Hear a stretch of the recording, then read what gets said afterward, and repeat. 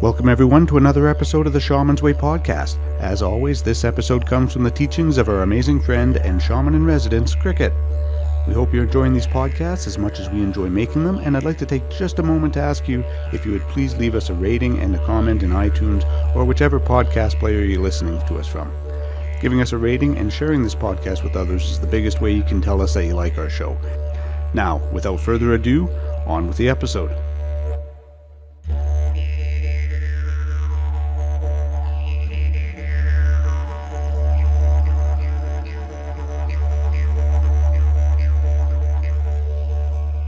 Hello, my constant listener and my new listeners. Thank you for coming to our podcast and listening to A Fox's Thoughts. A certain friend of mine, Miss Shannon, said she would like to hear a discussion or maybe some of my thoughts on shadow. And what you may or may not know, Shannon, is that shadow is likely one of my favorite topics. One of the things that I think I've talked about before is that I like to listen to radio plays at night before I go to sleep. And they're the retro ones, so they come from the 30s, the 40s, and the 50s. And of course, I listen to The Shadow. Who knows what lurks in the hearts and minds of men? Nobody knows, but the shadow knows. And that is an absolutely accurate description of who knows what lurks in the hearts and minds. The shadow knows.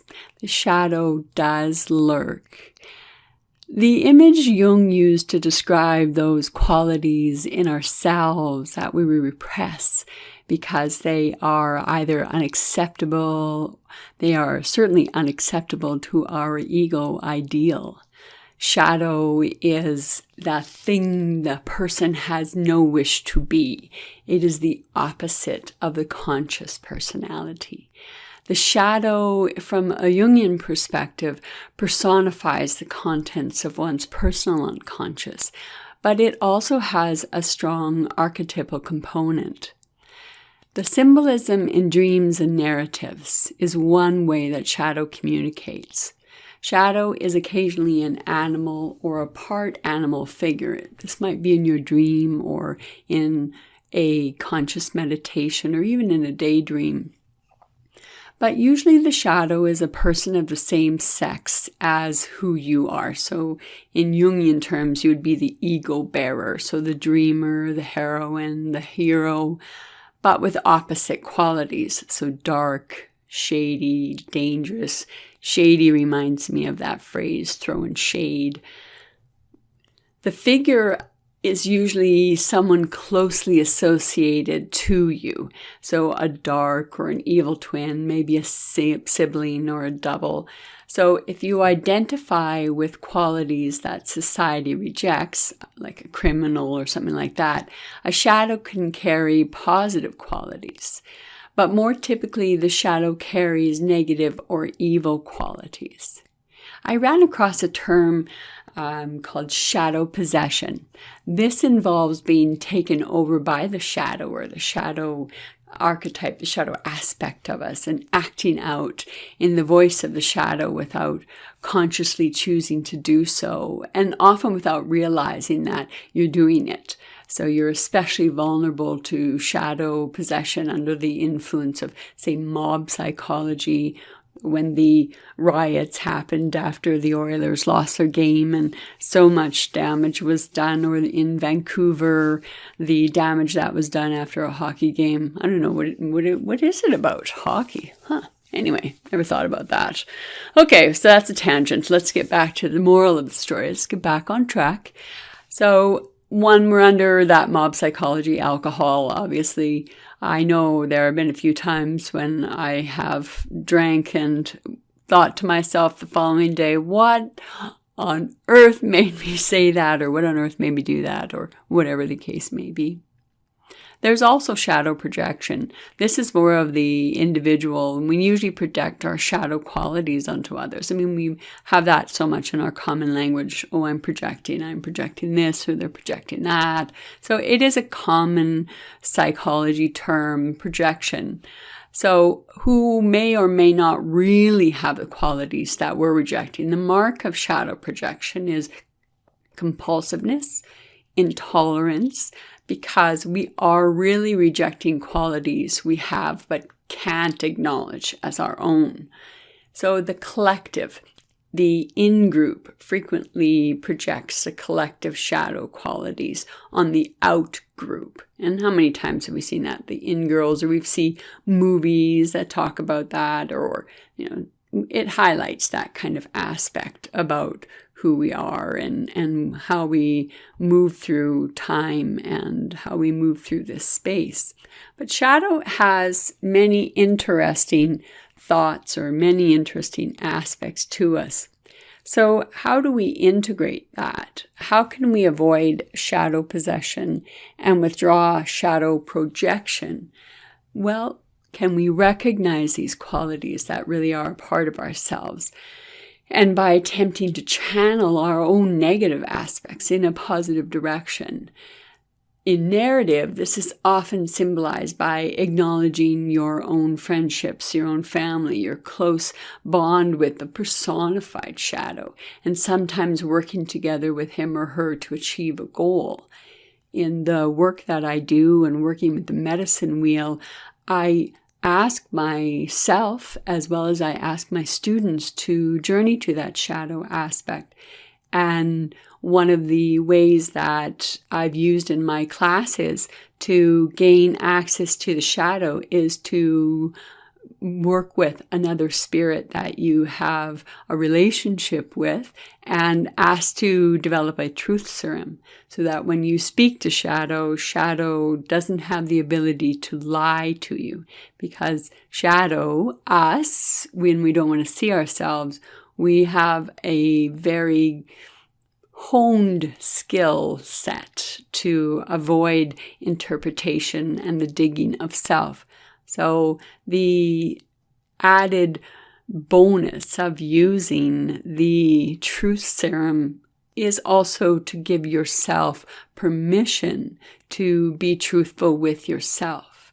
So there are both ways to look at it, because we are not just spiritual beings. We are not just physical. We are the 4 states of humanity, or however many states you want to move into. I like the tale about a farmer who is plowing his field. And because I grew up on a farm, I feel attracted sometimes to the stories of farmers. And when I do compassionate depossession, it's really interesting that some of the spirits that house or take up residence in people are spirits that do come from the earth. So that I always find very interesting, because the human form that I see in my mind's eye is a farmer, and I don't speak of my impressions when I'm speaking to the person who is receiving a compassionate depossession. So when the spirit says to me that they don't have a relationship with the sky, but they have a relationship to the earth and they want to go into the earth, I really respect that. So this is one of the parables that kind of talks about that. And it is a farmer who is plowing his field, and suddenly his plow catches on something. And the farmer digs down to see what the plow has snagged on, and he finds it has hooked a large ring. And he digs further and he gets the plow unstuck, but sees that the ring emerges from a large flat stone. And after more digging, the farmer lifts the ring and the stone. And as the stone rises, it reveals an entrance to a deep underground cavern filled with treasure. The story, this tale, this parable, it talks about when something interrupts what we're trying to do. We should not be too sure that this is a negative event. The negative event is you're plowing your field and all of a sudden your plow can't move any further, and you have a focus. You're focused on a goal. You're focused on plowing the field. You're focused on the intention of the end of your journey. Not all interruptions are negative. If we look into the impediment of our progress, we may open up hidden places in our soul and reveal secret riches. One of the ways that I like to work with shadow is to come down into a cavern deep within myself. So I would start off in the middle world and I would dig through the soil and ask to come out into a cavern or into a catacomb or into a cave. And from there, I want to look at the hidden part of my soul. I want to look at the what is secret in the dark. And when I work within this space, there are often the fine roots. So I am in beneath the roots of my psyche. I'm underneath the tree of my own knowledge, so the knowledge of my own soul. And if I can move underneath the roots, then I can create a different relationship with my shadow, because I assure you, in that space, in that cave, it is absolute darkness. The shadow is ambiguous because it does not have form until we place form upon it, form within it, a manifestation of it. But as an archetype, it is that which is an aspect of us. So I'm not saying it is us. It is an aspect of us. Learning to find guidance in familiar adventures is not difficult, but it does take a little effort. So when we journey, when we move into shamanic trance, when we have that, when we take that rowboat through the consciousness of self and the unconsciousness of self, we are looking for signs and symbols that are important to us. So the cave and underneath the roots of the tree, that's important symbolism to me, because I have worked with the tree of life. I have worked with Yggdrasil for, it has been a part of my reality for as long as I've been journeying, is to journey through with and inside of trees and to go underneath roots and to work with caves. So that is symbolism I understand. So if I'm seeking to find out more information about myself, I'm going to start in familiar ground. So significant images communicate to me what is helpful information.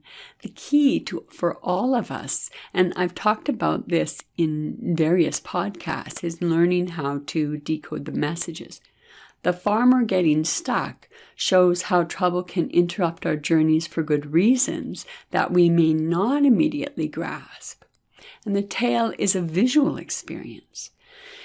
Any one of the symbols in a classic story is worthy of a close look. If we meditate on the flow of images and reflect on the meanings it presents to us, the rewards can be great.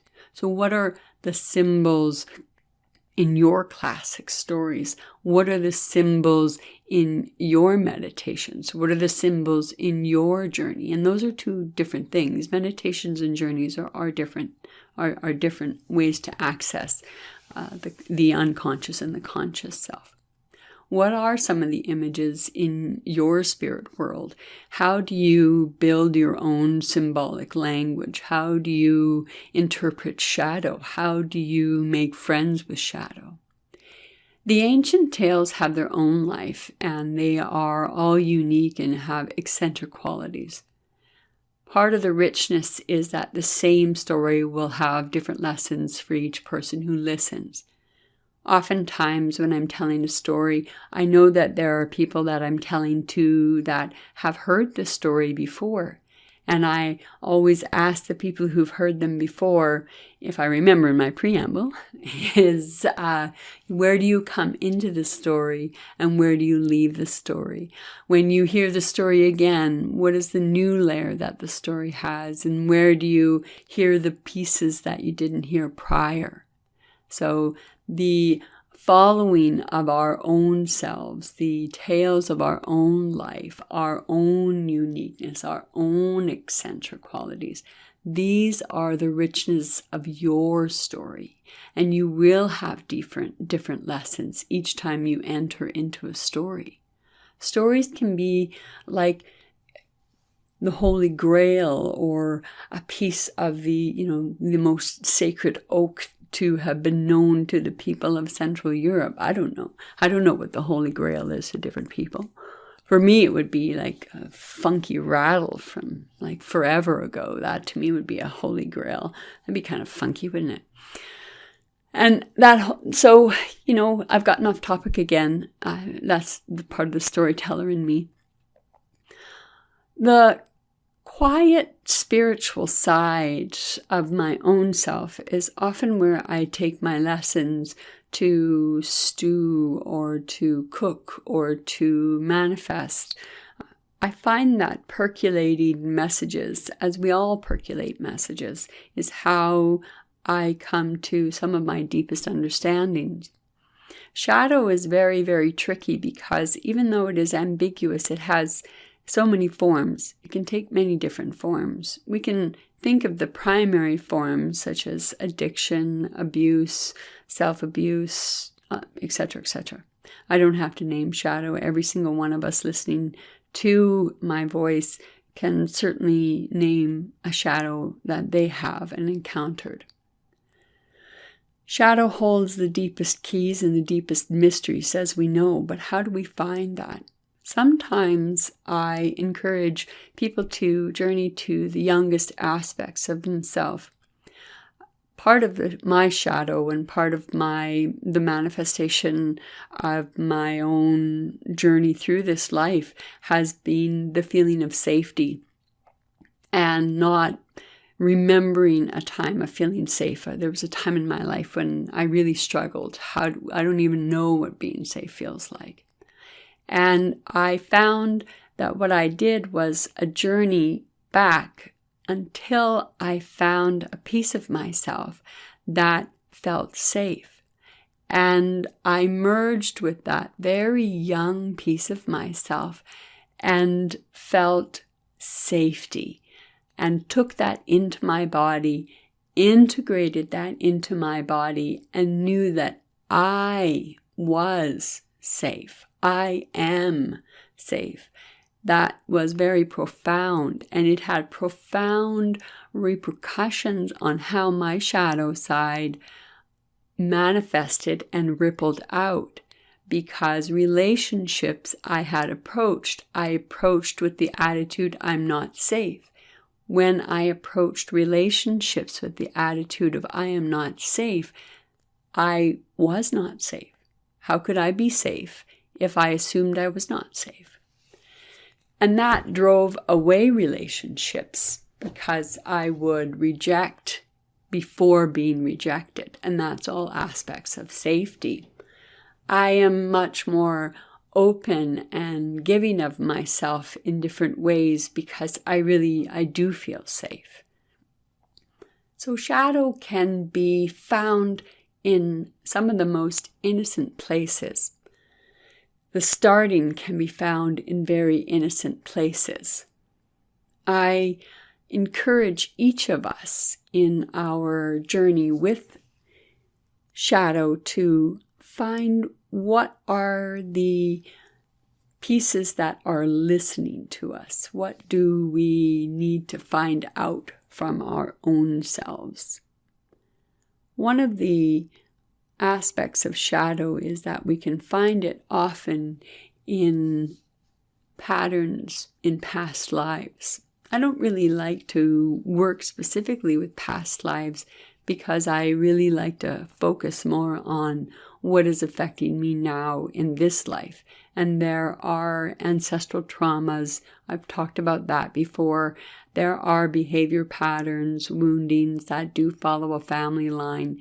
And I believe that in exploring how that family line is attached to me in the here and the now can be more effective as a healing journey than to seek where the past beginning was and unhook that thread. And at times, if we unhook that thread, but we don't have a proper method of integrating that thread, think about when you've hooked something, you've unhooked it, and you've pulled really hard, and now this hook is coming flying back at you and can be a dangerous thing flying through the air.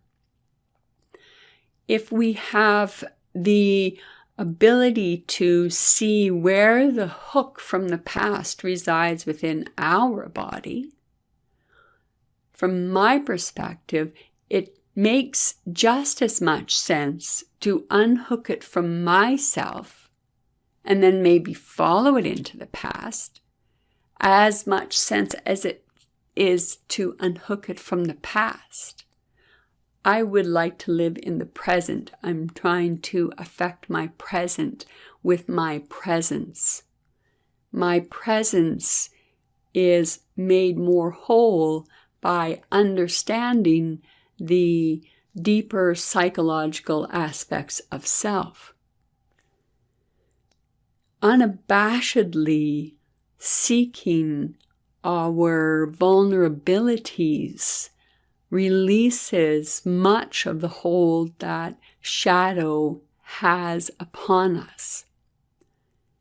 The opposite of any shadow is, well, I don't know. I mean, shadow is shadow. Shadow is not exactly pure darkness, and it's not exactly pure light. Shadow has the variances of gray. And within that variances of gray is variances of behavior. Some shadow is absolute black, and yet some shadow almost has a translucency to it because it is so gray. And how do we determine what is what? Is the darkest aspect of our shadow what we want to approach first? Or do we want to get information, knowledge? And not only that, but do we also want to get messages from the different aspects of the grays in order to move into the darker? So do we want to build up our courage? Do we want to build up our skills? I think working with our skills and building our skills is very, very essential. And not that we can't go straight to the darkest aspect of ourselves and negotiate with the darkest aspect of ourselves. I'm not saying that at all. And you can do that, and it will certainly take more than one go at the darkest aspect of yourself to fully understand it, if you ever can, or to fully integrate it, if you ever can. I'm not sure if you ever can. I don't know if we can integrate all the aspects of self, but I know that I can enfold aspects of myself and bring my whole self closer and closer. But maybe our spirits are just far too big for us to contain within this teeny tiny shell of this human bag of skin. I went a little existential there on you, didn't I? So, in relationship to patterns and shadow, sometimes I think it is easier to deal with the grayer aspects of behaviors in order to get to the underlying or the deepest aspect of behavior. I like the story, not because it's a mean story, of, Hansel and Gretel. And I like the story of Hansel and Gretel because it talks about the masculine and the feminine shadow. Only it talks about it from a youthful perspective. And it reminds us that we are always very young in the shadow aspect of self. So the masculine and feminine of the story reader, the masculine and feminine psyche has been released or abandoned. And how many of us have a story of abandonment? How many of us have this story that is wound into our psyche because we've been abandoned or, etc., etc.? That's the premise of the story. The premise of the beginning of that story is an outsider, a stepmother, an evil female, has rejected the child's self. So an evil female. So think about that. Think about that for a minute. So whether you're a male listening or a female listening or a no gender listening, the fact of the matter is that we are now imprinted with the evil mother rejection. We hardly ever think of the good mother rejecting, but that's a whole other story. But I would like you to kind of think about that. So the story of Hansel and Gretel is that passageway, the throwing of the bread in some tellings and the magpies eating it, the throwing of the white stones and birds picking it up. Or so the story about I'm going to leave myself a path to come out.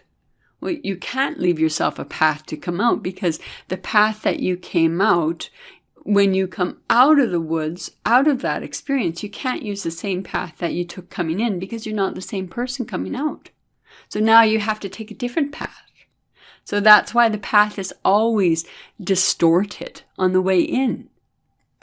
And we get to this house that is appealing in its sweetness. How much innocence have we lost because we are attracted to the sweetness of something? We are duped by how things look on the outside. We are duped by our own greed. Those are what the story tells us. So it reminds us to be mindful of what we want the most, because what we want the most may be the most dangerous for us. Or at least that's what the fable, beginning with evilness, beginning with shadow, is going to tell us. So shadow tells us, shadow, in the form of the negative mother, tells us that what we expect here when we try to find comfort, then we find a crone who is even worse than the stepmother that threw you away, that abandoned the reader. The next phase of it, the male being put into a crate, being put into a cage, being sequestered off and fed good food to make fat. The separation between the masculine and the feminine shadow. The separation between the anima and the animus. So the masculine is being sacrificed and the anima is being used.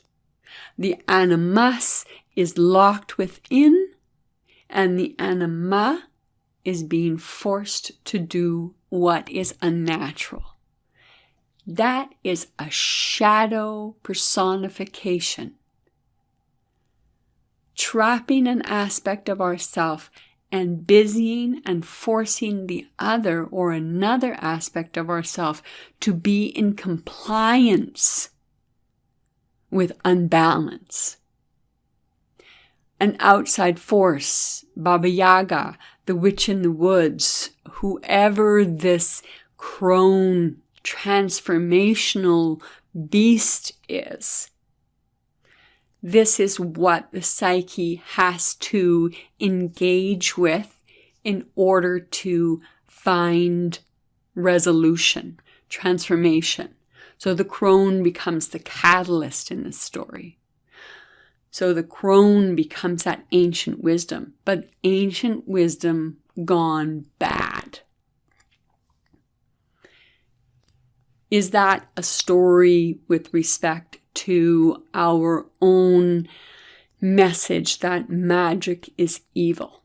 And therefore, does the overshadow, the overculture, the collective shadow in that story remind us that our magic is evil? Is shadow telling us to reject the most sacred parts of ourselves because it's evil? I don't know. I don't have an answer. It's just a side thought. And in order to gain freedom, The catalyst, the transformer, has to be burnt, has to be cooked. What is fire? Fire is alchemy. Fire is that transformational, that most transformational force. You put something into fire, it will never come out the same again. So we fire the creative, we fire the wisdom, we fire the death energy, we fire it, we change it, we transform it. And Hansel and Gretel come out and become wealthier and follow their way home, make their way home. And, the father is welcoming in some stories. In other stories, the Hansel and Gretel don't reunite with the abandoning parent. Rather, they move forward and begin their own life. So there are various tales or various endings to this particular story. But it is such a strong story of shadow and courage. It takes courage for the anima and the animus, the masculine and the feminine, Hansel and Gretel, to communicate and to work together in the most adverse environment in order to survive.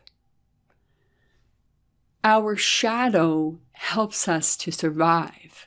Maybe it helps us to survive in really unhealthy coping mechanisms, like building a beautiful shack of sugar to lure children so you can feed them to get them fat to eat, right? So that would be, a negative manifestation of shadow or a bad use of shadow's magic. So we're given hope again, because magic and the use of magic, the use of shadow, changed so that we couldn't see it. We couldn't become part of that. We had to change. We had to become better. We had to gain the treasures. So they got treasures. When they left the witch's house, they got treasures. When they left Baba Yaga's house, they got treasures. The unconscious, the shadow, has treasures. Uncovering the ring, uncovering the stone, lifting it up, going down into the cave, into the treasures that the farmer found. We see that in that transformational shift in what stops us on our journey, what stops us on our path, may be what we need to pay attention to. Shadow in our journeys, in our meditations, even though we have a relationship with it, we can always be in that place of changing the relationship with shadow. It takes courage to change our relationship to shadow. It takes bravery to remove the masks which help to create the perfect storm for that shadow to come through. There are so many ways and so many things that we could say with regard to shadow, and I am sure I will follow this up and give some examples or some stories of working with shadow in my own journeys and how I have developed a very loving and very close relationship to my shadow. But that doesn't mean that I don't get blindsided by my own shadow, my own self. I sometimes trip on my own feet too. So thank you for your time. Thank you for your gentleness, your listening, and I appreciate any and all feedback. Until next time. Thank you again for joining us here on the Shaman's Way podcast. If you have any questions, would like to make a request for a future episode, or if you're looking for other shamanic resources, including free drumming tracks, please visit us at shamansway.net. Until the next episode, be well, everyone.